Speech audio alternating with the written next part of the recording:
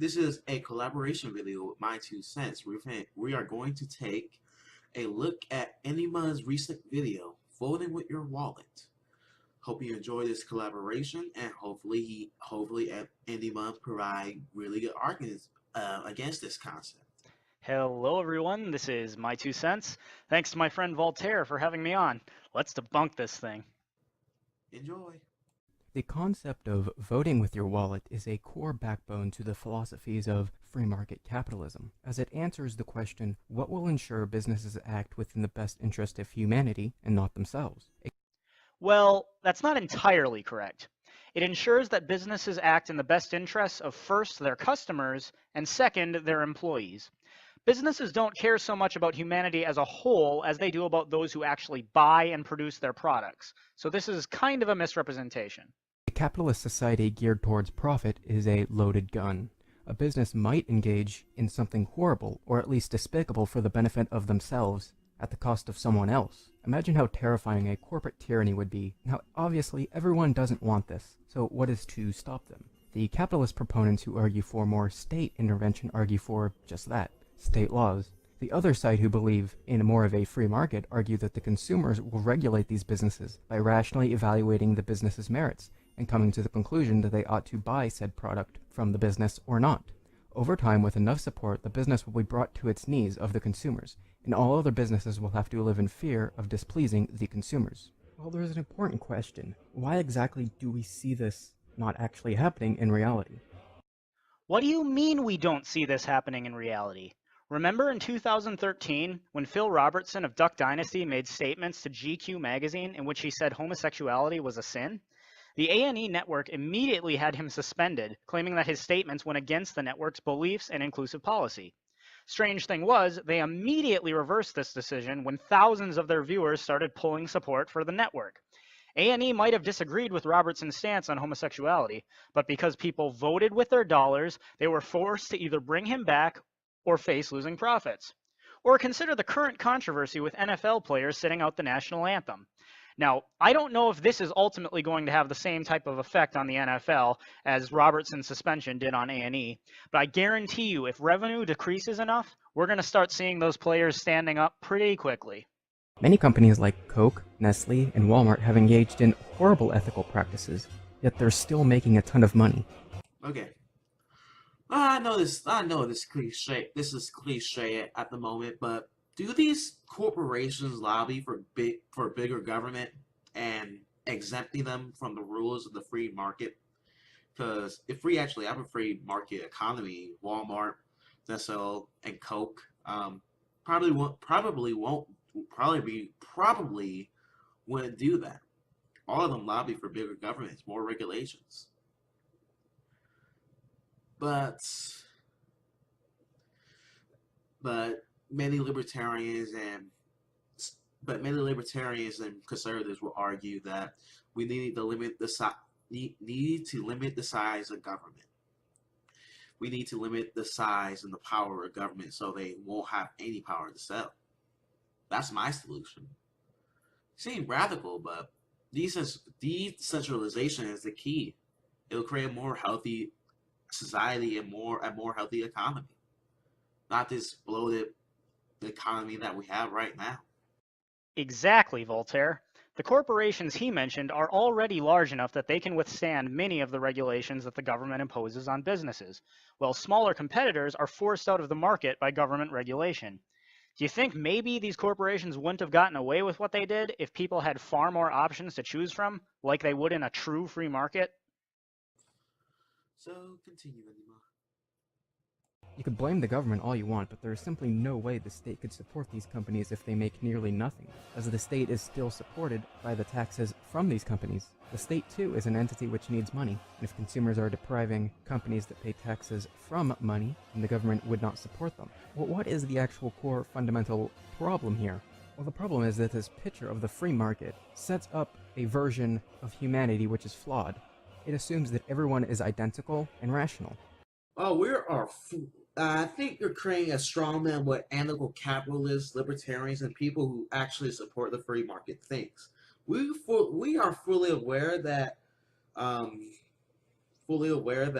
humanity is flawed. But we just realize we need to let the individual, you as an individual, pursue your self-interest. No one's stopping you, no state, nor collective. That always cause problems in the long line. But you thinking that, and actually, here's a question. Never mind on that, but I think I said my bit here. But to say that libertarians and anarcho-capitalists tend to have this utopian view on humanity is clearly a straw man what they actually think. Because we just view that freedom of the individual to pursue their self-interest is best for them. It's best for them. You yourself as an individual know what's best for you. That's why we believe in free market economy. That's the thing, Endymion.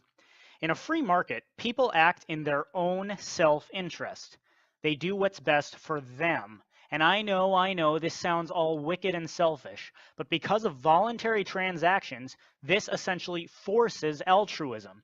In a free market, if I'm going to get what I want from you, I have to do what you want, and vice versa. This isn't utopian. It's what happens every day when people go shopping. Continue.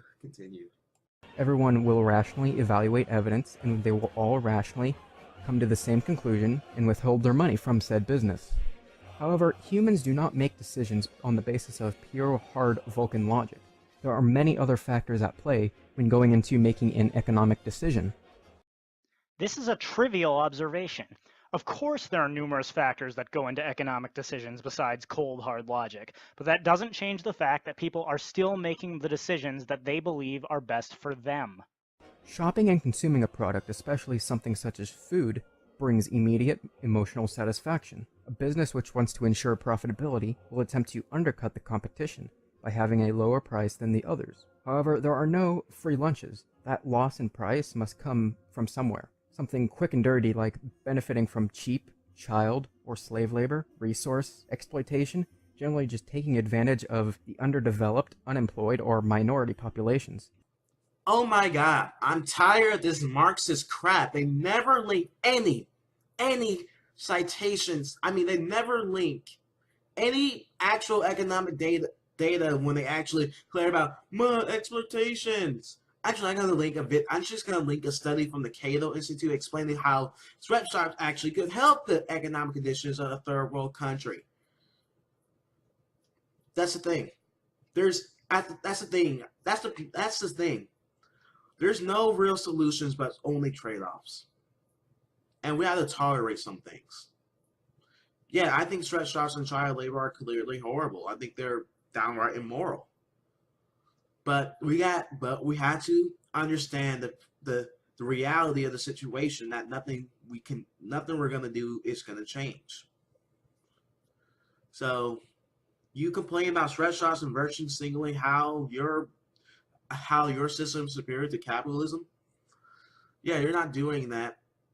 You're just a other arrogant intellectual that will never face the consequences of your own ideology. I know, right?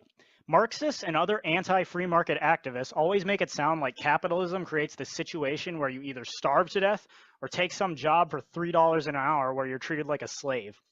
This ignores the fact that in a true free market, you have a third option: open your own business and work for yourself.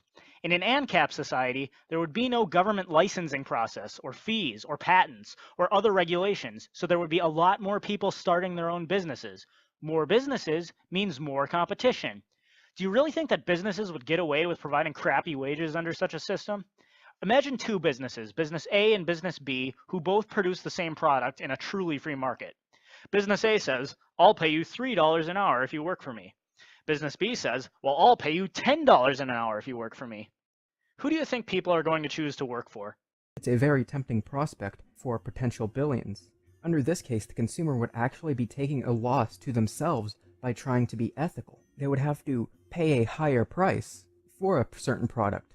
Not only that, their brain is literally fighting itself against the immediate emotional satisfaction and this long way off reward of seeing a business fail. Many times, libertarians will just say, well, resource exploitation and child labor is essentially a problem that governments set up by taxes. This fails to understand that it is still profitable, regardless of what the tax rate is, to exploit cheap labor or unethical labor. Taxes simply represent a loss of money. A loss of money can come about from any other factors, and since capitalism is always encouraging a drive towards more profit, then regardless of lower taxes or no taxes, unethical activities are still fair game. Our brain... Yeah, in that little rant of his argument basically dictates that profits is due to the profit incentive. People will continue to do unethical profitability because they still want to make a lot of money. He is I don't know, I feel like that's a circular argument because you could be like a small business owner who I'm just ignoring the Marxist labor theory of value because that's just pseudoscience on their end. But there could be just a small honest businessman doing what he can, surviving. Just wondering that. Also, this argument that profits will make mankind do evil things. I feel that is a logical fallacy on his. I think his logical fallacy is forming the consequence actually. That since due to the existence of profits, mankind will do evil things. I feel like that is mostly his arguments there. And libertarians will argue and rebuttal that profit motive is probably the most honest thing you can have. And we probably will never understand that argument. But say, explain it to me. Explain it to me if you ever respond or comment on this video. The other thing that he's ignoring is that in a free market, employees don't have to keep working for an unethical boss. Unethical practices might not deter the customers, but the employees can leave at any time. And no, they don't have no other choice, because in a true free market, there are more businesses and therefore more jobs that they can seek out. Or as I said, they could always start their own business.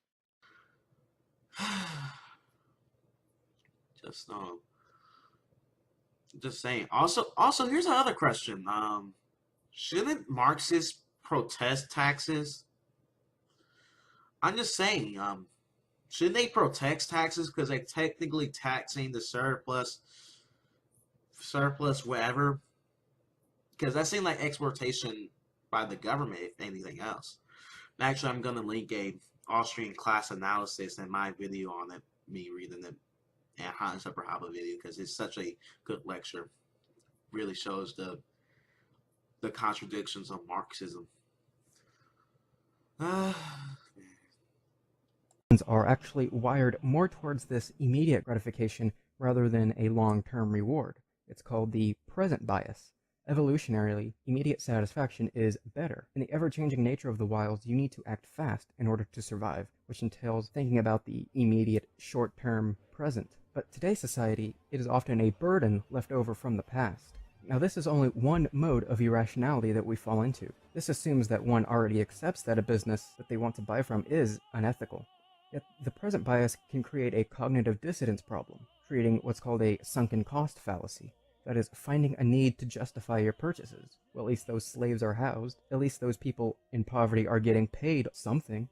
At least those resources were being used for us. If they didn't want to be exploited, maybe they shouldn't have been in an underdeveloped nation. The present bias is only one type of thinking, which is called a heuristic, or rule of thumb. It's basically a shortcut towards making a decision. These can be useful sometimes, but other times they could lead us to wrong conclusions, such as the anchoring heuristic. This means that we often anchor to the first piece of information given to us. So if you hear in passing that an unethical business is actually doing something correct, or that the claims thrown against it are false, you're more likely just to stick with that belief. There's also the familiarity heuristic. If someone is simply familiar with a brand, then they will prefer it over others. So if that brand is doing something unethical, we're likely just to disregard the evidence or fall into a sunken cost fallacy because we're just familiar with it. We find comfort in the familiarity. We also tend to make decisions based on what other people do. We are social creatures and seek the approval of others. Hey, I should get a fidget spinner because all my friends have one. Never mind the fact that the actual person who invented it isn't getting a cent. One, they must be right. There are 4 of them and 1 of me. One. This subject's yielding is based on a distortion of his judgment. He genuinely believes that the group is correct. Ash's experiment is a classic. It reveals how people will deny what they see and submit to group pressure. It allows us not only to observe conformity, but to study the conditions that increase or reduce its occurrence. How things are presented also influence us. It's called framing. How something is framed or presented influences how we think about it. The mass media also frames and airs stories in a way to set up an agenda. So the media which has the most influence can affect our ways of thinking. Alternative media does exist, however they aren't massive and can't influence the heuristics of human thinking in the same way mass media does. There are businesses which actually seek to study what I've just described and use it for their own benefit. Many companies have attempted to use theories of marketing based on these thinking traps. The idea that we aren't perfectly rational is frankly disturbing. This is not a question of intellect either. Even geniuses can fall into these thinking traps simply because these heuristics had a strong use when humankind was primitive. But what this means for a free market society is it assumes a version of humanity which is fundamentally flawed. Just because a business is engaging in something unethical does not entail that people will rationally come to the conclusion that they ought not support it, or that they will accept the evidence that the business is actually unethical. A society which is centered around profit is going to take advantage of these ingrained problems that we have. If it promotes profit, who cares if it's irrational? They have a vested interest in using these heuristics, complicating information, and putting out justifications for their practices. Okay, wow, Endymion. That was a lot of information. I'm impressed, but there's only one problem. All you've proved is that because the decision-making process is complex, customers might not stop buying from one producer just because they do something unethical. This is true. I don't disagree. But once again, what keeps the employees working for a corrupt employer in a true free market? You really think that exploited people are just going to say, wow, I just have no choice but to keep working here for crap wages and crap working conditions when there are other businesses out there willing to do better? An employer who doesn't care about his employees isn't going to survive very long in a free market, unless, of course, he is in league with a government that can get rid of his competition. But that's a corporatist system, not a capitalist one. Plus, private media outlets stand to make a profit by exposing corrupt business practices, which would give the employees even more incentive to leave their employer and come forward with the proof of bad business practices. This is why we need to move away from a society that's centered around profits and move towards a society which is centered around the people within the society itself. The profit motive. We don't need to move to society based on collectivism or based on the people. We need to have a society based on self-interest, profits, people pursuing their own individual self-interest. Actually, let me ask you a question proposed by one of the greatest economists of all time. Can you name me one society that doesn't run on greed? Because I'm pretty sure the Soviet Union was greedy. I'm pretty sure China was greedy. Can you show me a society that doesn't run on greed? I'll tell you one thing, Voltaire. I guarantee he can't. Why? Because people are selfish. Honestly, who can dispute this fact? Haven't you interacted with other people? Who have you ever met who honestly says, before I do anything for my own well-being, I need to make sure I first do everything I can for the well-being of everyone else? Do you really think that creating a socialist society will just make people stop caring about themselves and start caring about everyone else more than they do themselves? Is this why Bernie Sanders owns 3 homes instead of redistributing his wealth to all the homeless and the poor? Hope you enjoy this collaboration, and peace out. Thanks for having me, Voltaire. For everyone watching, be sure to like and subscribe to both our channels. And that's our 2 cents, so take it for what it's worth. Thanks everyone for watching. If you like this video, please like and subscribe. You can also hit the bell to ensure you're notified every time I upload a new video. Also, if you like my channel, please consider becoming a patron so I can ensure that I have the time and resources to keep putting out content. Check out the video link in the description to see what kinds of rewards I offer for becoming a patron. You can also follow me on Twitter, Minds.com, VidMe, and WordPress. Uploads are every Tuesday, Thursday, and Saturday, so stay tuned for more videos.